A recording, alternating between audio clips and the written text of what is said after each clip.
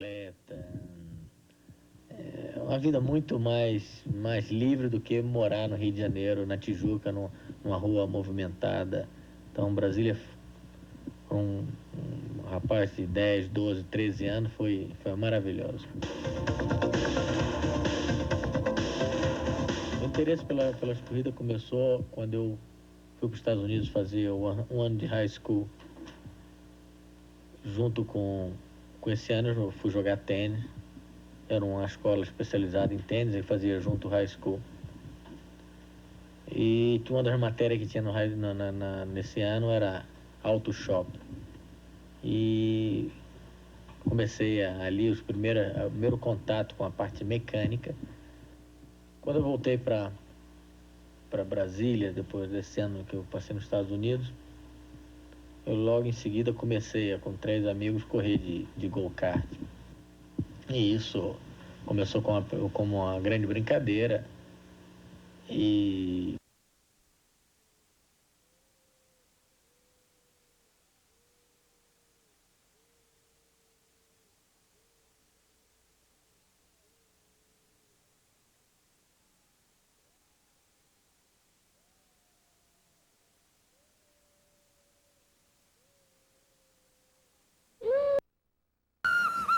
Pronto? E agora? Ao filho do pobre pedindo comida e o filho do rico. Vamos lá. Ao filho do pobre.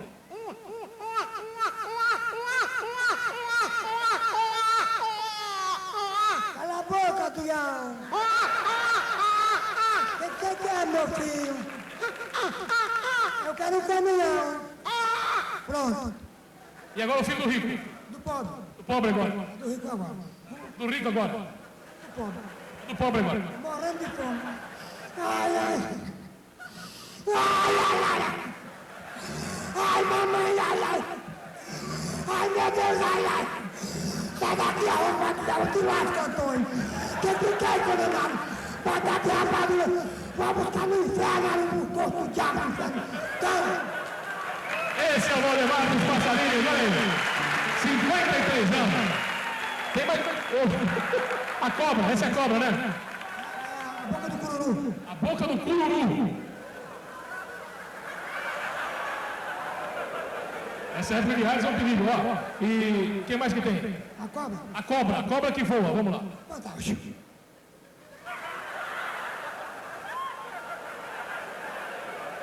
Agora o arubu.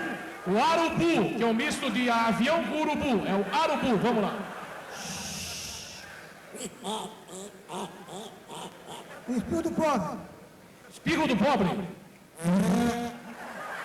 O espirro do rico. Pronto, ninguém vê.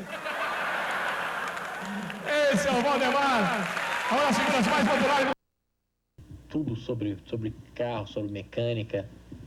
E tudo isso me ajudou muito para o automobilismo.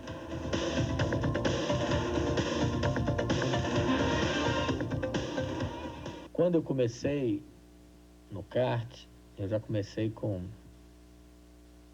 fazendo inscrições com usando o nome Piquet. Porque Souto Maior era o nome, meu pai era ministro da Saúde, em Brasília, isso era um nome muito conhecido. Então, eu comecei a correr como Piquet e escrito com K, não com QUET.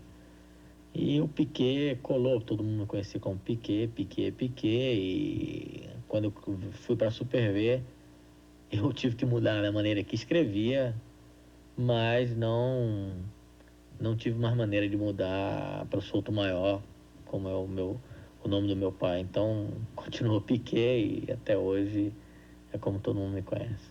E ficou interessante porque ele usando o meu nome, hoje em dia ficou um nome curto, gostoso de pronunciar, Nelson Piquet.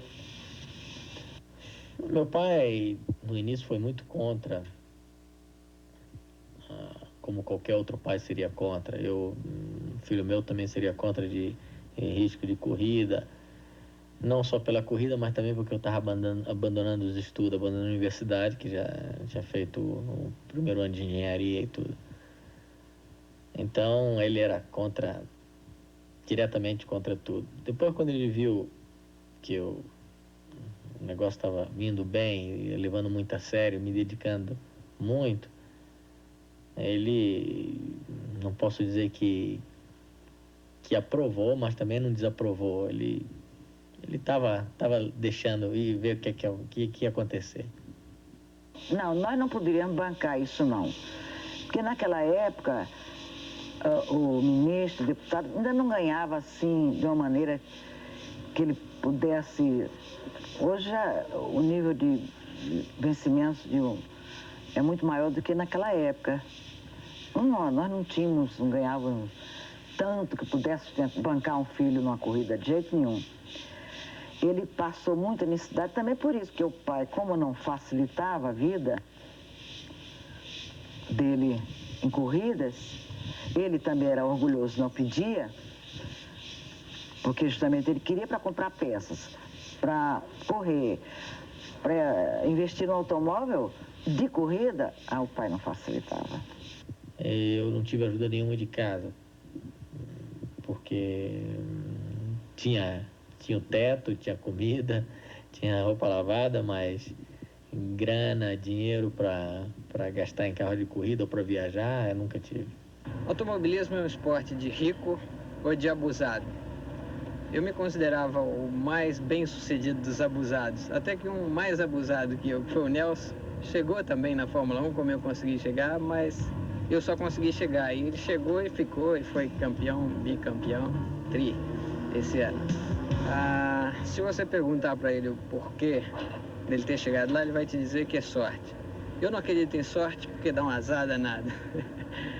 Mas eu tô brincando porque eu acredito que tem alguém que controla os destinos da gente e mora lá em cima, é bem diferente.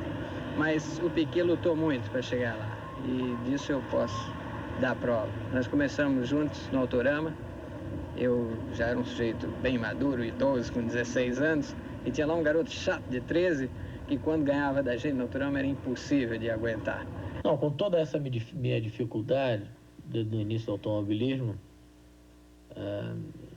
aconteceu histórias engraçadíssimas. Uma delas foi em 1971 ou 72, eu não me lembro muito bem. Eu trabalhava na Câmbia e Alex corria que era o dono da Câmbia, Alex Ribeiro corria de Fórmula 4. E uma desses fins de semana ele teve uma corrida em São Paulo e eu teria uma corrida para fazer em Goiânia, corrida de carro. Já tinha estreado com o carro da minha irmã, então essa seria a segunda corrida que eu queria fazer. Mas como não tinha jeito de pegar o carro da minha mãe esse fim de semana, porque, não sei, porque ou ela estava em Brasília, ou... Eu tive a ideia de pegar um dos carros dos clientes que tinha deixado na Câmbio para fazer uma revisão de freio. E esse cliente justamente era a mãe do Alex, era a Dona Clotilde, é o mesmo nome da minha mãe. Dona Clotilde deixou o carro na sexta-feira fazer uma revisão de freio. E eu falei que essa revisão de freio seria pronta na segunda-feira. Desmontei o motor, tirei o motor do carro, botei o motor de corrida, que eu tinha um motor de corrida meu. Botei os freio a disco, que eu tinha também meus freio a disco. E fui para Belo Horizonte. Era um Volkswagen. Eu fui para Belo Horizonte fazer essa corrida maluca, porque eram viajar 700 quilômetros para lá. Fazer o treino, correr e voltar. Só que eu me lembro que depois que o carro estava todo pronto, é que eu me dei conta que eu não tinha dinheiro nem para viajar. Então eu fui apelar para um dos amigos nossos, que a gente chama Nhenhenhé, chama Ricardo. Nhenhenhé porque ele tinha também um Volkswagen com motor bravo, uma bateria 6 volts, toda vez que dava partida, ia Nhenhenhé. Então pegou esse apelido Nhenhenhé.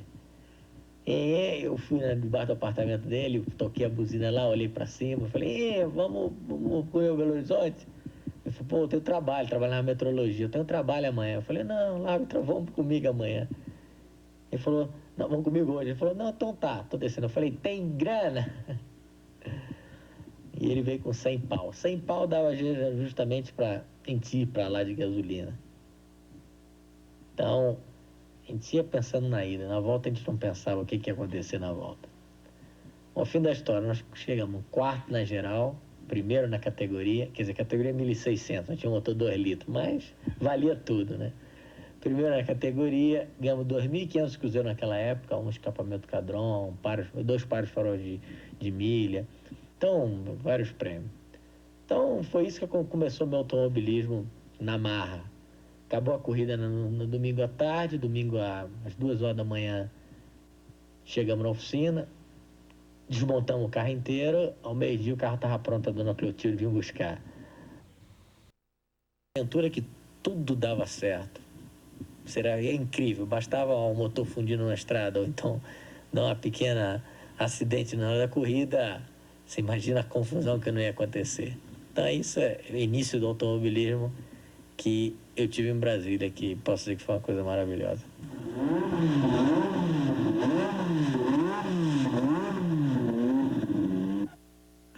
Nossa. Uma outra história interessante que aconteceu comigo foi na inauguração do Autódromo de Goiânia, teve uma corrida de 12 horas.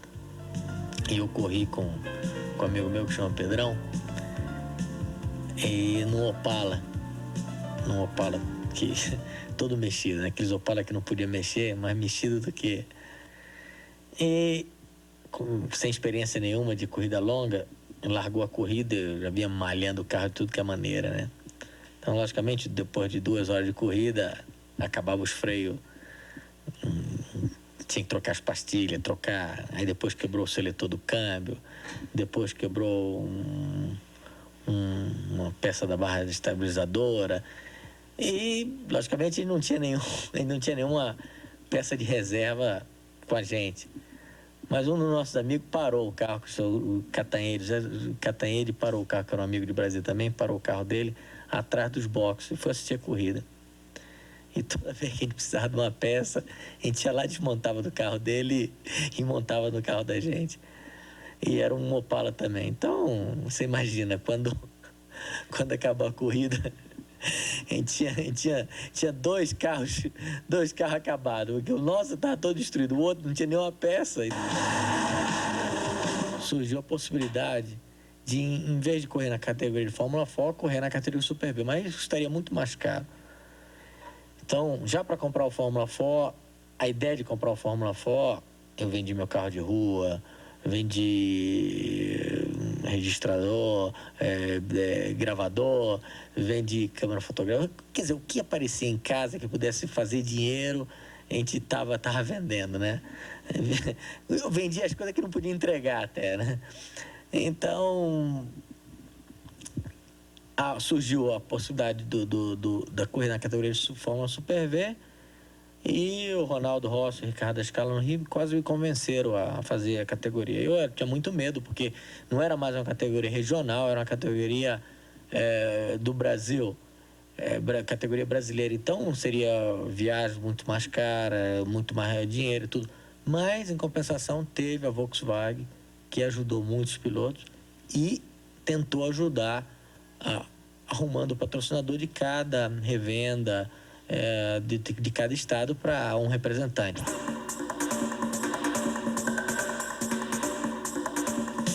O primeiro ano de Super V, apesar de eu ter o patrocinador da Brasal, da Ideal e tudo, foi um ano muito difícil. Um ano que eu puxava o carro de corrida numa Kombi e fazia o campeonato. O campeonato começou em Goiânia, Brasília, depois foi para São Paulo, depois foi para Tarumã, Cascavel e São Paulo de novo.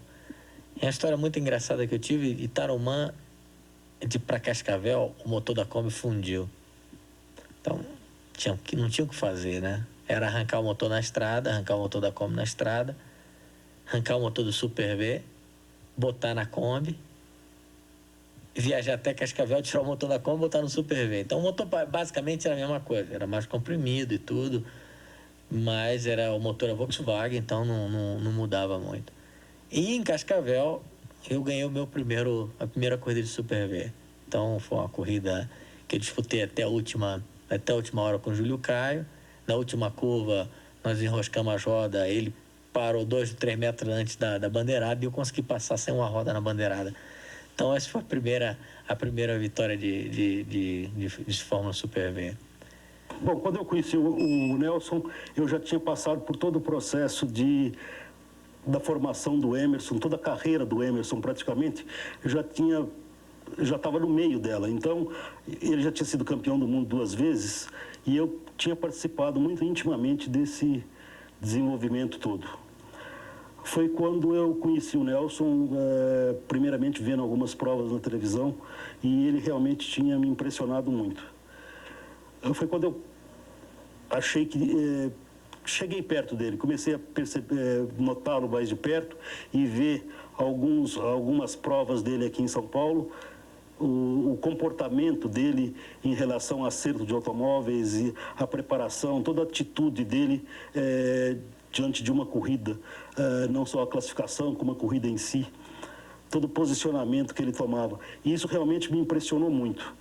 Foi quando a gente se tornou mais amigo e aí nos conhecemos muito bem e tivemos muitos contatos, muitos encontros para conversar de uma possível ida dele para a Europa.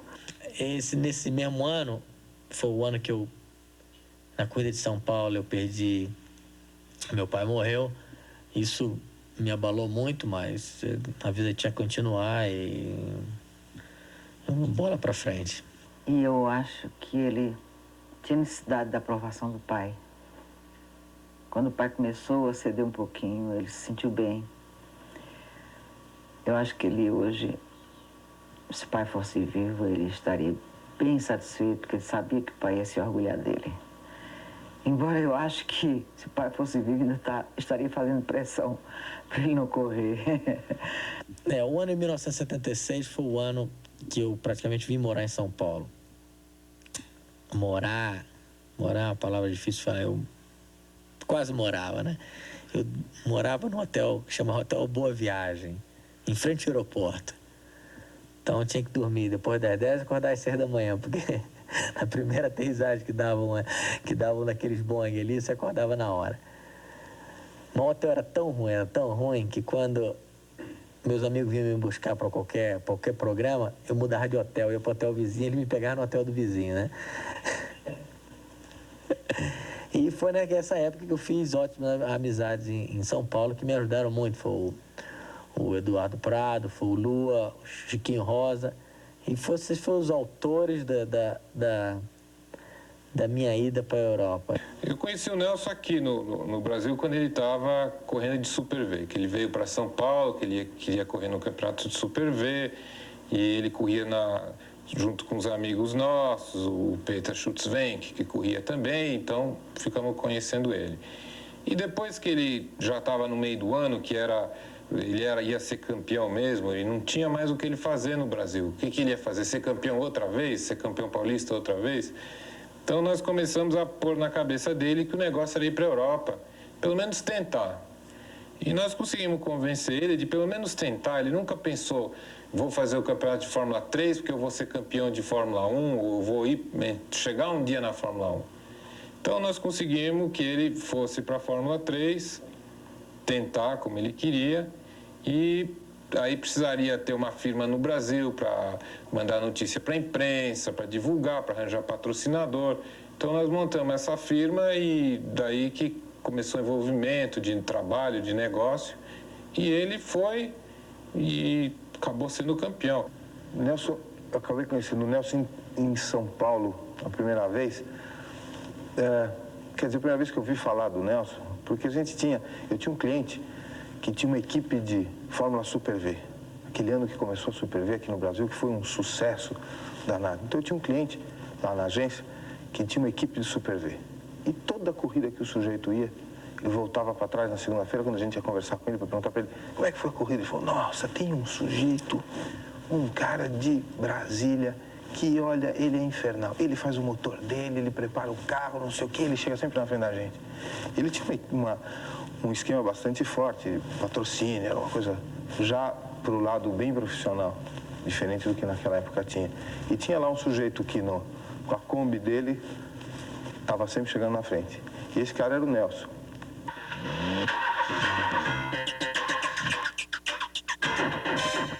No meio do campeonato de Fórmula Super V, ele estava ganhando todas as corridas, o pai do Eduardo Prado falou, olha, se você quer esse campeonato esse ano, nós vamos arranjar patrocinador patrocínio para você ir para a Europa correr de Fórmula 3. Isso para mim era uma coisa que é impossível, porque já saí de Brasília para chegar em São Paulo, arranjar um patrocínio em São Paulo e conseguir bater os paulistas, para mim já era uma coisa do outro mundo. Agora, sair do Brasil e para a Europa, correr de Fórmula 3, você não pode imaginar as dificuldades que... Eu não poderia imaginar as dificuldades de poder existir nisso. Então, eu tinha um medo maior do mundo de fazer acontecer. E o Chico Rosa, o Lua, o Edu, eles me convenceram que não teria nenhum problema. O Lua, até a última semana, falou, não, eu vou com você, não tem problema. O Lua fala todas as línguas.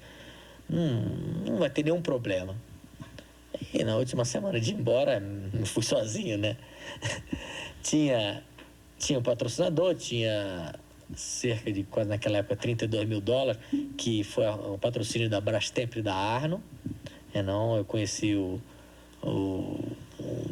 dono da Brastemp, o Dr. Itinique e o Felipe Ara, que me ajudaram naquela época. E malas prontas e direto para a Inglaterra.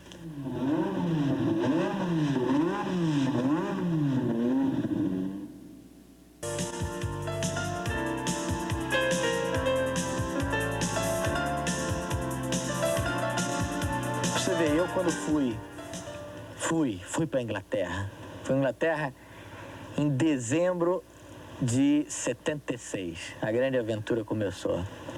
Cheguei na Inglaterra em Gatwick. Gatwick, para mim, parecia dentro de casa, porque o Chico já me explicou tudo. Você vai sair da alfândega, você vai virar à direita, aí você vai entrar numa salona enorme, que você vai ver o horário do trem para Londres. Então, aquilo era uma confiança. Imagina sem aquilo eu não saía daqui. Então, você vai pegar o trem, você vai até Victoria Station, não, você pega um táxi. Então vai pro hotel que tinha reservado. Então, sabe? Então aquilo tudo no meu livrinho, na minha cabeça. Então essa foi a minha grande dificuldade de enfrentar isso tudo. Porque eu sabia que no dia que tivesse o carro, as ferramentas e as coisas na mão, esse era coisa que eu não teria mais problema.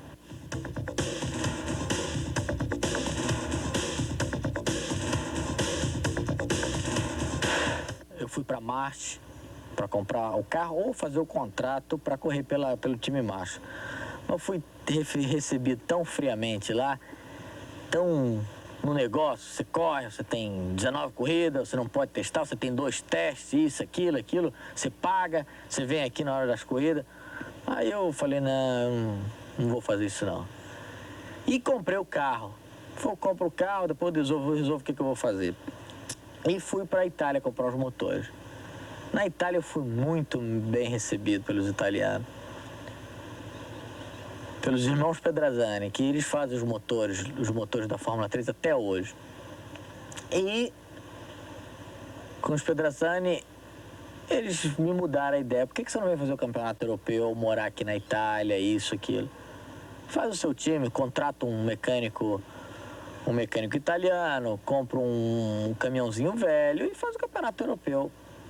E certamente eu diria que o Nelson foi o piloto brasileiro desses que eu participei mais de perto, assim, o piloto que saiu daqui mais bem preparado de todos. Quando eu decidi para fazer o campeonato europeu, fazer o meu próprio time, vocês podem imaginar agora, eu não imaginei na época, os problemas que ia acontecer comigo, que ia surgir para o meu lado.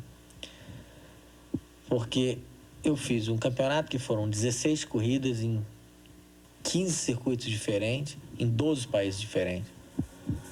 Então eu viajei toda a Europa num ônibus, era um ônibus 3/4 que tinha metade, tinha onde eu morava, eu passei 8 meses morando nesse ônibus, a outra metade era a garagem do carro, era onde tinha os pneus, as partes de reposição e tudo. E com esse ônibus eu atravessei a Europa de cima para baixo, de baixo para cima, 10 vezes. Da Suécia à Sicília, da Áustria até Madrid.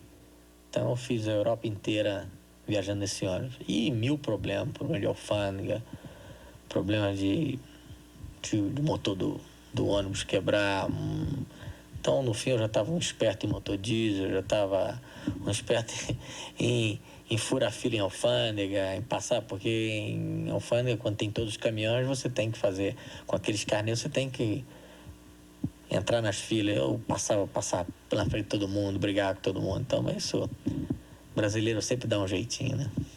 Uma das coisas que ele mais estranhava e que ele não estava muito seguro de ir, era de mudar a vida completamente. Ir sozinho para a Europa, o dinheiro curto, porque qualquer dinheiro para o Nelson é sempre curto, porque ele investia tudo no carro de corrida. Se sobrasse $10, ele não ia trocar um sanduíche por um jantar. Ele compra numa porca nova de titânio, mandava fazer uma peça diferente, trocava a carenagem. Então o dinheiro sempre foi curto. Então ele tinha que viver num hotelzinho aqui, num hotelzinho ali, era sanduíche, a comida chinesa. O que tivesse mais em conta é o que ele comia e onde ele ficava. E tudo era canalizado para o carro de corrida. O carro de corrida era a verdadeira estrela lá. Ele era o mecânico e o piloto para servir o carro, que era o carro que ia ganhar. E até hoje, assim, o carro de corrida dele é o melhor carro no campeonato.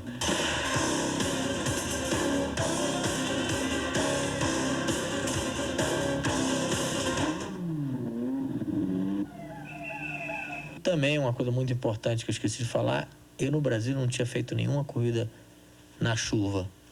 E a metade do campeonato do campeonato europeu, que começou em março, em pleno inverno, a metade das corridas foram tudo no molhado. Então até eu conseguir botar o carro no chão no molhado, passei 6 meses correndo atrás do pessoal. Já no campeonato inglês, que eu resolvi fazer em 1978, porque era um campeonato com maior prestígio, com maior publicidade, e também que tinha outro brasileiro, que era o Chico Serra, nesse campeonato. Então eu decidi ir para a Inglaterra fazer esse campeonato de Fórmula 3. Na Fórmula 3 é um campeonato muito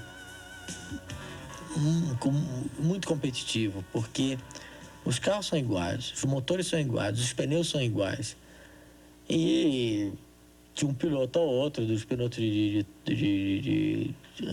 dos bons pilotos, a diferença é mínima. Então é um campeonato que se bate roda do início ao fim nas corridas. Então, para você ter uma superioridade muito grande, você tem que aprender muito do carro, você tem que descobrir coisas que os outros não descobrem. Por exemplo, no meio do campeonato, eu descobri que andar com a pressão de pneu nas pistas de alta, andar com a pressão de pneu muito mais alto, o carro era muito mais estável e andava muito mais na reta.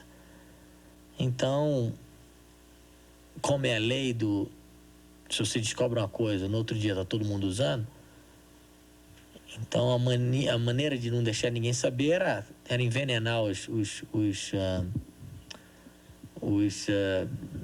calibradores de pneu. Então a gente desmontava os calibradores, então eu vivia lá 16 libras, a gente empenava os ponteiros até 20, ou vice-versa, com 20 libras até 16 libras. Então eu nunca ia descobrir, se calibrava sempre os pneus na frente de todo mundo, então era uma maneira. Mas esse é um dos truques, nós fizemos várias coisas para